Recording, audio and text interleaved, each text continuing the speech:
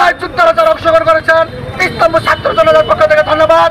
আগামী দিনে আওয়ামী লীগ বিরুদ্ধে যে কোনো আন্দোলন সংগ্রামে আমরা ঐক্যবদ্ধ আছি, থাকবো ইনশাল্লাহ। ইনকিলাব জিন্দাবাদ। দুঃখ ভারাক্রান্ত মন নিয়ে আজ বলতে হচ্ছে যে পরাজিত শক্তি জয়ী শক্তির উপর হামলা করেছে, ঠিক কিনা? আমরা এই সন্ত্রাসী হামলার তীব্র নিন্দা ও প্রতিবাদ জানাচ্ছি। আমরা কল্পনাও করতে পারি নাই যে এই সংগঠন নিষিদ্ধ হয়েছে সেই সংগঠনের এইরকম সন্ত্রাসী হামলার কেমন করে পারে। এগুলো সব দায়বদ্ধতা আছে প্রশাসনের। প্রশাসন যদি সত্য হতো তাহলে আজকে এই সন্ত্রাসী হামলা করতে পারতো না। তাই প্রশাসন ভাইদেরকে আমি অনুরোধ করছি, আপনারা নিজেদের অবস্থান বজায় রাখুন।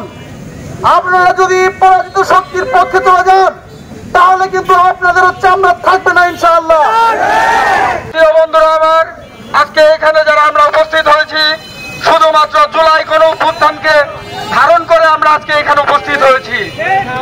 আমরা এই এত সহিংসতার পরেও আমরা জয়লাভ করেছি, তারপরেও যদি আমাদের ভাইদের মার খেতে হয় এইটা আমাদের জন্য খুবই দুঃখজনক।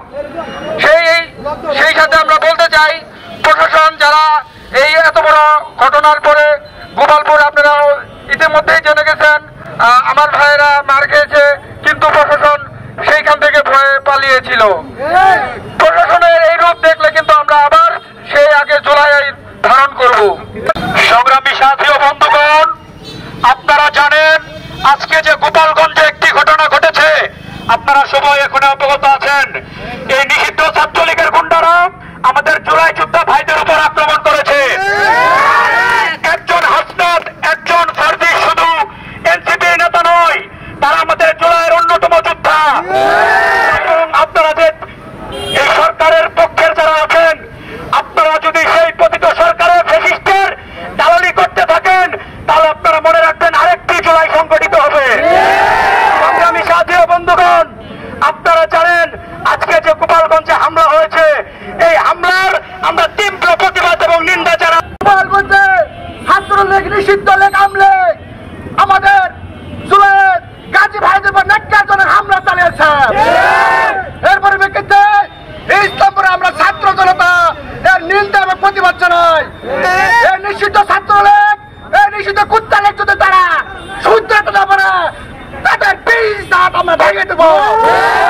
আমরা এই সমাবেশ থেকে জানিয়ে দিতে চাই, আগামী দিনে তারা যদি তাদের আস্ফালন না কমায় তাদেরকে একটা করে জেলেতে ভর্তি করা হবে।